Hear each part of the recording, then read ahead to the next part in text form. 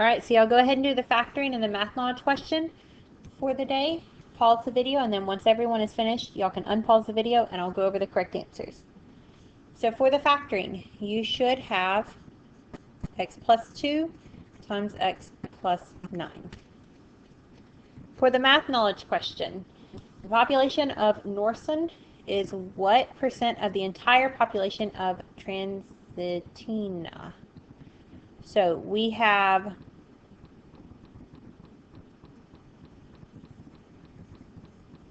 a country here. This is Transitina, if that's how you say it, and Norsen is a city inside of it, and it is 50% of the rest of the population. So this is Norsen. So I'll pick 100 for Norsen. It is half of the other part of it. So if this is 100, the other part is double that, so 200.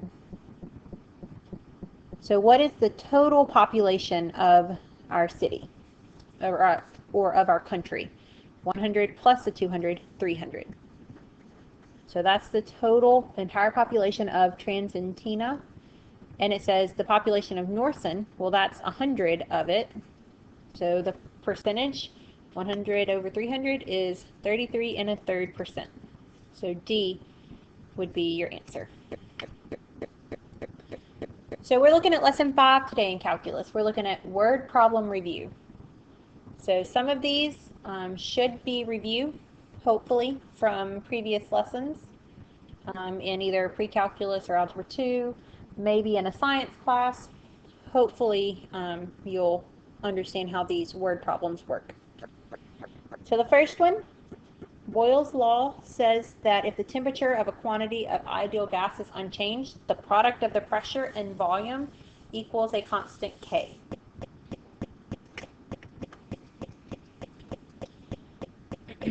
So the product of the pressure and the volume equals some K. So when we have 1,000 meters cubed, that is the volume, because it's meters cubed, and it also says the pressure is 5. Our constant would equal 5,000. What would the pressure be, so we don't know our P, if the volume was 200? And it says temperature was the same, so we're able to use this law. So our K equaled 5,000. And so divide by 200. Your P is going to be equal to 25, and the units are Newton per meter squared. So that would be your pressure. Okay? Looking at another one. Dagny and Lale found that the cost varied directly with the number who worked and inversely with the Saber-Cat index. So direct and inverse variation. For direct variation, just a quick review. A equals BK.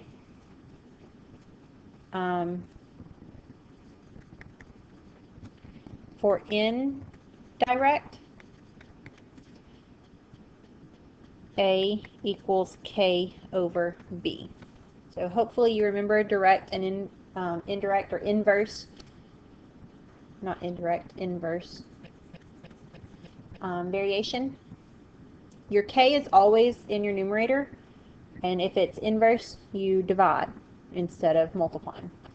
So the cost, I'm going to name that C, varied directly with the number who worked, so the workers, and our K is always, it's a constant, depending on the problem, it changes. It's always in your numerator, directly with the number who worked, and inversely with the Saber-Cat index. So I'm going to do an I for the index. So you're going to have to figure out what your K is, and then use that K to figure out whatever they're asking you to find. So our cost was 400 when we had 5 workers, and the index was 8.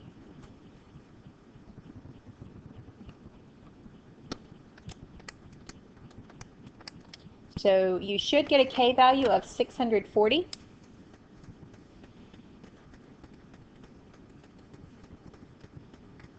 And then it says, what was the cost when we have 13 workers? We now know that our K is 640, and it says the index was 2.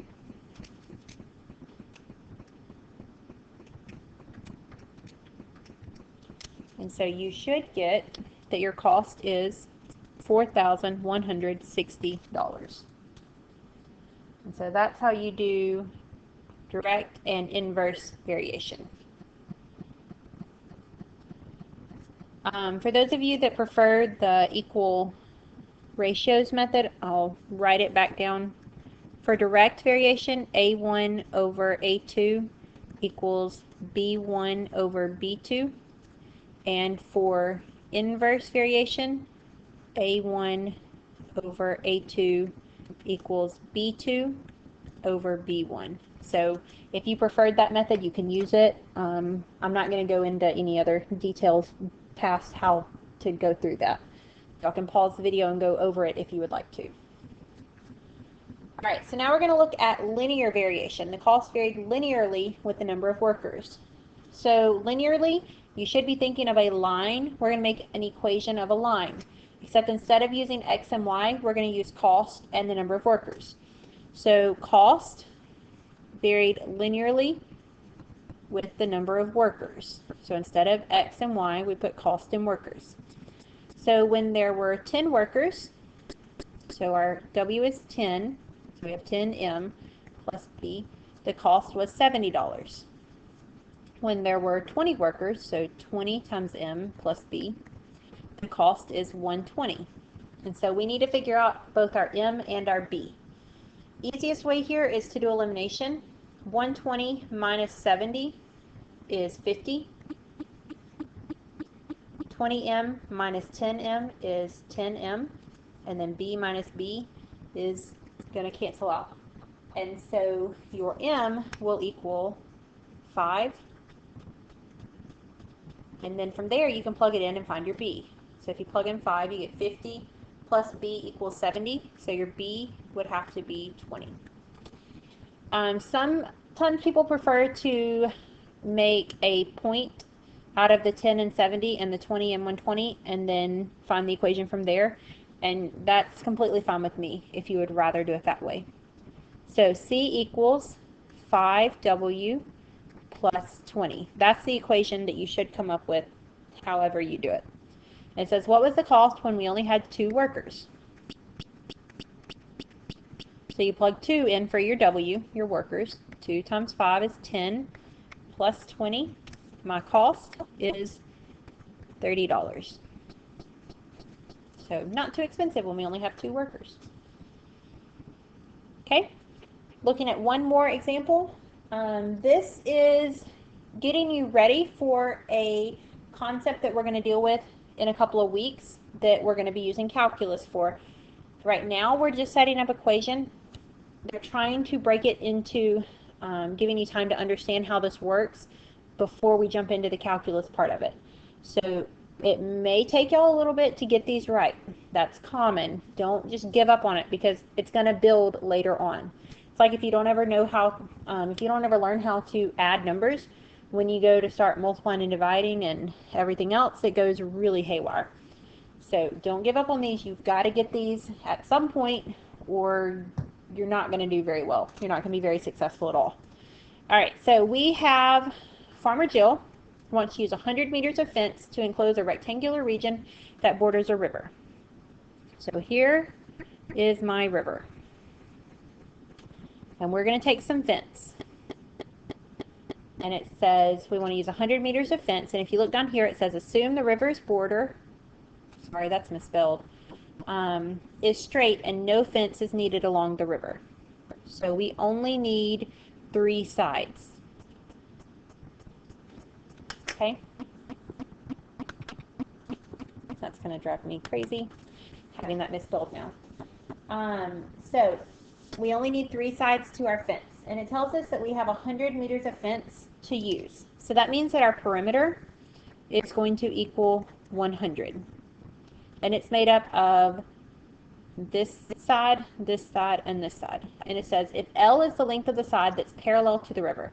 So this is L here. What is the area in terms of L? So I'm going to just pick a variable. I'm going to use X. You can pick whatever you want. Our perimeter is composed of L plus 2X. X plus X gives you the 2X plus the L. And so we know that our perimeter, which is 100, is going to have to equal L plus 2X. And so we only want it in terms of L. So I can solve for X in terms of L.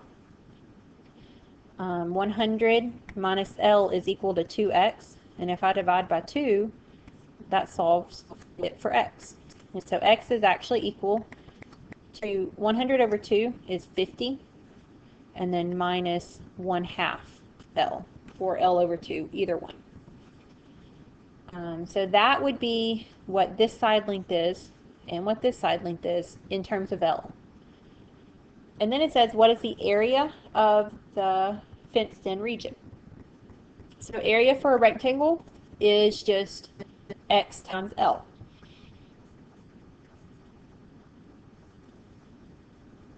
But we just figured out what X is.